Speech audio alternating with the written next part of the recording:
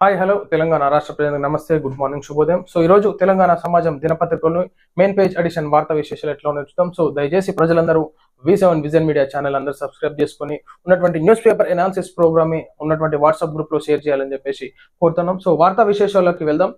Deputy CM బట్టి విక్రమార్కకు అరుదైన గౌరవం. డిప్యూటీ సీఎం బట్టి విక్రమార్క మల్లుకు అరుదైన గౌరవం దక్కింది. ఈ నెల 18 నుంచి 21 తేదీ వరకు మెక్సికో దేశంలో న్యూ బోలియన్ దేశంలోని మెట్రింగో నగరంలో జరిగిన 19వ ప్రపంచ నోబెల్ శాంతి శిఖరాగ్ర సమావేశానికి హాజరు కావాలంటూ కూడా మరి బట్టి విక్రమార్క వరకు ఇన్విటేషన్ రావడం చేస్తూ ఖచ్చితంగా ప్రపంచ దేశాల ఆహ్వానాన్ని గౌరవిస్తూ వెళ్ళి ఆ సభలో పాల్గొనాలని చెప్పేసి కోరుతాం. సో తను కూడా వెళ్ళే టైంలో మరి ప్రజల్లోకి ఖచ్చితంగా మంచి పేరు ప్రతిష్టలు పొందినటువంటి కాంగ్రెస్ నాయకుడిగా ఈనాడు తెలంగాణ రాష్ట్రంలో ఉండడం జరిగింది. సో ఆ సభలో పాల్గొని ఉండడం తెలంగాణ రాష్ట్ర గౌరవాలను కూడా కాపాడాలని చెప్పేసి కోరుతున్నాను. పాలేరు కాల్వ పునరుద్ధరణ పనుల్లో వేగం పెంచాలి. 24 గంటల పాటు పనులు జరగాలి.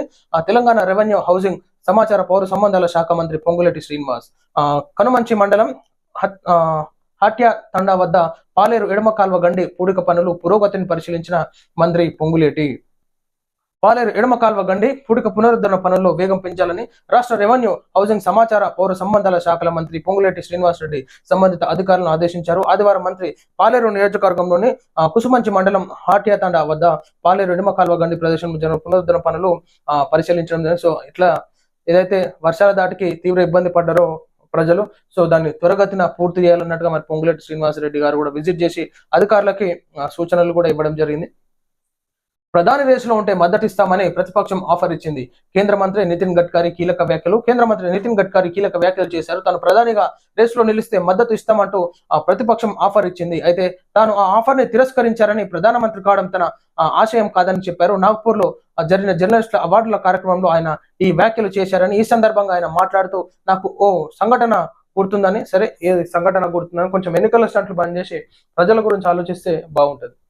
ప్రధానమంత్రి అయ్యే ఛాన్స్ పక్కకు పెడితే కానీ. ఢిల్లీ ముఖ్యమంత్రి ఎవరు?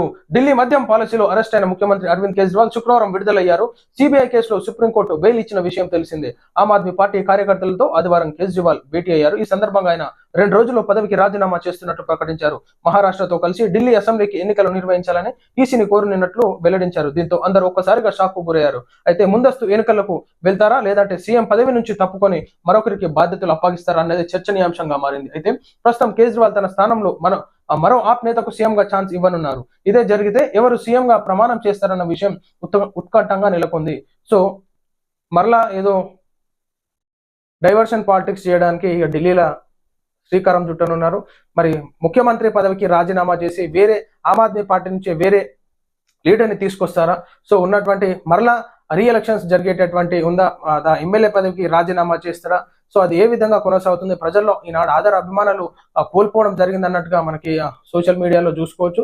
సో ఆ నిర్ణయం పైన భారీ ఉత్కంఠంగా ఉంది. మరి వేరే అభ్యర్థిని అక్కడ నిలబెడతారా? సో టోటల్ గా తన ఎమ్మెల్యే రాజీనామాకి మరి ప్రజలు ఏ విధంగా ఆహ్వానిస్తారో, సో కార్యకర్తలతో కూడా మీటింగ్ నిర్వహించి దానిపైన నిర్ణయం తీసుకునే అవకాశం ఉంది.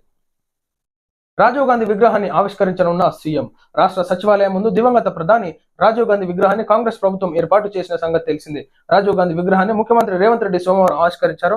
రేపు సాయంత్రం 4 గంటలకు ఈ కార్యక్రమంలో నిర్వహించినట్లు కాంగ్రెస్ పార్టీ ప్రకటించింది. ఈ కార్యక్రమంలో మంత్రులు, ఎమ్మెల్యేలు, ఎంపీలు, ఎమ్మెల్సీలు పాల్గొన్నారు. ఖచ్చితంగా రాజీవ్ గాంధీ గారి విగ్రహావిష్కరణ కార్యక్రమంలో పాల్గొని ఉన్నటువంటి తెలంగాణ రాష్ట్రంలో ఉద్యమంలో ఉన్నటువంటి ఆత్మ బలిదానాలు చేసుకున్నటువంటి వారి కూడా మన తెలంగాణ రాష్ట్రం మనం కాపాడుకోవాలి. భారీ విగ్రహాలను కూడా ఏర్పాటు చేయాలి. ఈనాడు తెలంగాణ ఉద్యమంలో కీలకంగా పోరాడి మరణించినటువంటి అయితే విద్యార్థి నాయకులు కానీ ఆత్మ బలిదానాలు చేసుకున్నటువంటి వారిది కూడా మనం ఏర్పాటు చేసుకొని వాళ్ళని గౌరవించుకోవాలని చెప్పేసి నేను కోరుతా ఉన్నాను.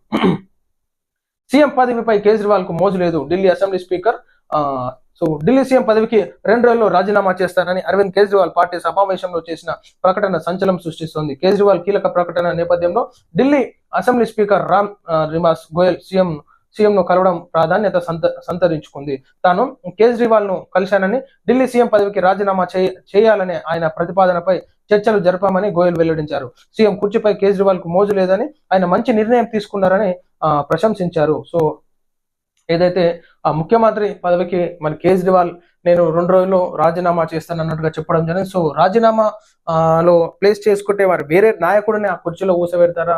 సో సో టోటల్ గా మరలా ఎలక్షన్స్ జరిగేటటువంటి టైం ఉందా, అది మరి స్పీకర్ గారితో కూడా చర్చించడం జరిగింది. సో అది ఇంకా టోటల్ గా బయటకైతే వివరణ రావడం లేదు. సో ఆ విషయాలు ఎట్లా ఉంటుంది, రాజకీయంలో ఎన్ని ఆటంకులు ఎదురైనా కానీ ఈనాడు రాజకీయ నాయకులు స్వార్థ రాజకీయాలు చేయడం మనం చూస్తున్నాం ఎక్కడైతేనేమి. సో దయచేసి ప్రజల గురించి నాయకులు ఆలోచించాలి. నాయకులు చేసేటటువంటి పనులను ప్రజలు కూడా ఎప్పటికప్పుడు పర్యవేక్షణలో ఉంచాలి. సో ఒక మంచి నాయకుడు నిలబెట్టుకున్నప్పుడే మన సొసైటీలో, మన నియోజకవర్గంలో ప్రతి ఒక్క డెవలప్మెంట్ దిశగా ముందుకెళ్తుంది. ఒక అన్ఎంప్లాయ్మెంట్ అయితేనేమి, ఉన్నటువంటి అన్డెవలప్మెంటెడ్ స్టేట్స్ ఏమైనా ఉంటే ఖచ్చితంగా ఆ ముఖ్యమంత్రి పైన ప్రెజర్ ఉంటుంది. సో ఒక మంచి నాయకుడిని ముందుకు తీసుకొస్తే ప్రతి సమస్యను ఫోకస్ దిశగా ఉండాలి. కానీ ఈ విధంగా కేసుల్లో ఇరకడము, చీప్ గా ఢిల్లీ లిక్కర్ స్కామ్ అంటే ప్రపంచవ్యాప్తంగా అందరికీ వాల్యూ అయినట్టుగా జరిగిపోయింది. సో ఇది మనం చూస్తున్నాం ఈనాడు తెలంగాణ సమాజం దినపత్రికలోని మెయిన్ పేజ్ ఎడిషన్ వార్తా విశేషాలు.